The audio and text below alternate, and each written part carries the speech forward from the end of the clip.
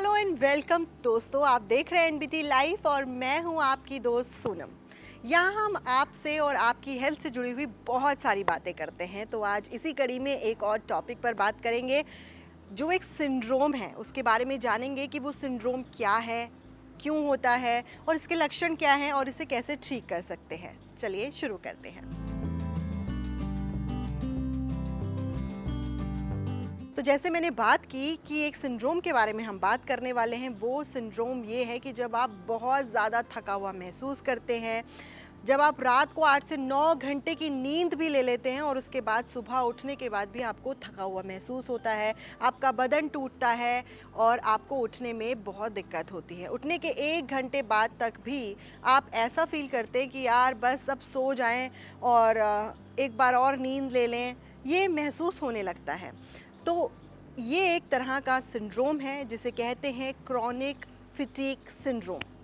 इस सिंड्रोम में आपका शरीर जो है वो आपका साथ नहीं देता, आपको नींद आती रहती है और ऐसा लगता है कि आपने तो बहुत सारा वर्कआउट किया है, जिम में डंबल उठाए हैं और आपका शरीर जो है वो बहुत थक गया है। तो चलिए इस सिंड्रोम से जुड़ी हुई कुछ और बातें करते हैं। इस सिंड्रोम का पता आपको कैसे चलेगा?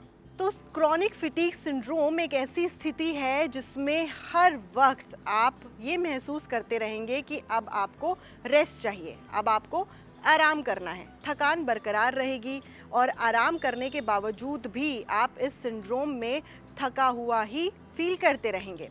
अब ये जो सिंड्रोम है वो 40 से 60 साल के बीच वाले उम्र के लोगों को ज़्यादा होने का ख़तरा होता है।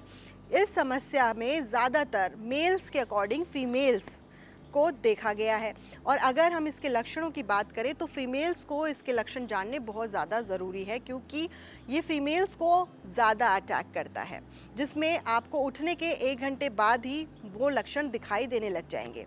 अब जैसे कि लगातार थकान होना, ये क्लासिक लक्षण है जो अगर आपको हो तो आप ये ज़रूर जान लीजिए कि आप इस सिंड्रोम के शिकार हो चुके हैं। दूसरा है नींद उड़ जाना, यानी कि आप सो तो रहे हैं पर अच्छी नींद नहीं आ रही और आप चाहते हैं कि आपको सोना है, मतलब आप बिस्तर से उठ भी नहीं पा रहे और सो भी नहीं पा रहे। अगर ऐसी स्थिति हो तो आप तब भी समझ सकते हैं कि ये एक वन ऑफ द सिम्टम है क्रॉनिक फटीग सिंड्रोम का। वहीं जोड़ों में दर्द होना, बदन में दर्द होना, ऐसा नहीं कि जोड़ों में दर्द या बदन में दर्द किसी और कारण से नहीं हो सकता है, पर इस सिंड्रोम में आपको लगातार दर्द महसूस होगा, लगातार ऐसा लगेगा कि शरीर टूट रहा है। अगर आप इसके बारे में किसी डॉक्टर से जानेंगे तो वो आपको और बेहतर बता सकते हैं। इस सिंड्रोम में आपको ब्रेन फॉग जैसी समस्या भी हो सकती है।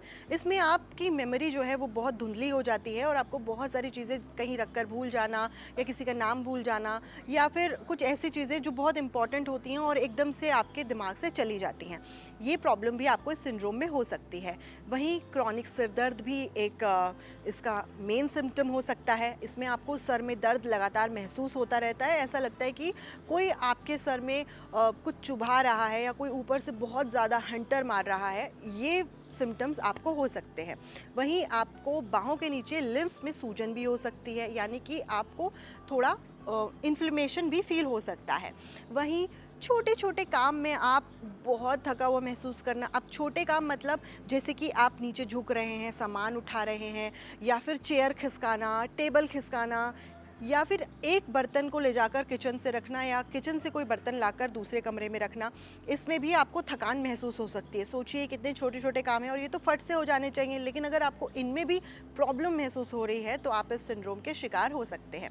इम्यूनिटी कमज़ोर होना, अगर आप बार बार बीमार पड़ रहे हैं और खांसी जुकाम छींकें बहुत आती हैं और रुकती ही नहीं, तो भी ये सिंड्रोम का एक लक्षण हो सकता है। पेट से रिलेटेड प्रॉब्लम हो सकती है, पेट की बहुत सारी परेशानियां होती हैं, एसिडिटी बनना, गैस बनना और भी बहुत सारी चीज़ें, इसके और भी कारण होते हैं, पर ये सिंड्रोम का एक लक्षण माना गया है।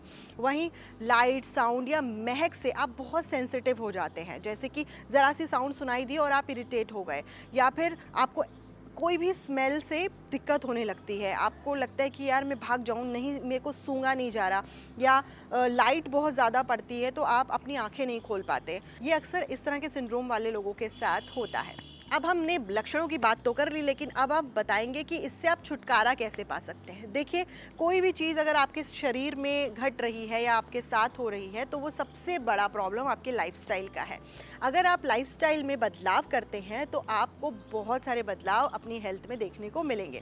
सबसे पहला बदलाव आपको करना है, आपको एक हेल्दी डाइट लेनी है। हेल्दी डाइट मतलब आपको खाना टाइम पर खाना है और अच्छा खाना खाना है। आप जंक फूड मत खाइए। हेल्दी डाइट में आप ग्रीन वेजिटेबल्स, सूप्स और प्रोटीन, ये सब चीज़ें इंक्लूड कर सकते हैं। रूटीन आपको अपना सेट करना होगा। देखिए, ये नींद से जुड़ी हुई भी दिक्कत है तो आपको अपनी नींद का रूटीन बहुत ज़्यादा पैटर्न को एक टाइट शेड्यूल में रखना होगा कि आप 8 घंटे सो रहे हैं या दिन में इतने घंटे काम कर रहे हैं, तो आपको एक रूटीन बनाना है कि मुझे 2 घंटे की नींद या नैप बीच में लेनी है। इस तरह का एक रूटीन सेट कर सकते हैं जिसमें आप अपनी नींद का एक पैटर्न बना लीजिए। अगर आपको इस सिंड्रोम से छुटकारा चाहिए तो आपको विटामिन डी की कमी भी अपने शरीर में पूरी करनी होगी, क्योंकि ये समस्या विटामिन डी की कमी की वजह से भी देखने को आई है। तो आप अपनी क्रोनिक फटीग सिंड्रोम से अगर बचाव चाहते हैं तो विटामिन डी आप अपनी डाइट में शामिल कर सकते हैं या फिर आप अपने डॉक्टर से मिलकर इसके सप्लीमेंट्स भी ले सकते हैं। तो दोस्तों, ये क्रोनिक फटीग सिंड्रोम वैसे तो बहुत कॉमन है, लेकिन ये अनकॉमन भी इसलिए है क्योंकि हर कोई इसके लक्षण नहीं पहचान पाता, नहीं जान पाता कि वो इस सिंड्रोम का शिकार हो चुका है। लेकिन आज इस वीडियो से आपको इतना तो पता चल गया होगा कि अगर ये सिम्टम्स आपको या आपके किसी जानकार को हैं तो उन्हें जल्दी से अपना चेकअप कराना चाहिए और इन सारी कमियों को दूर करना चाहिए। फिलहाल तो इस वीडियो में इतना ही। अगली वीडियो में हम किसी और नए हेल्थ के टॉपिक को लेकर मिलेंगे। तब तक के लिए बाय बाय, टेक केयर।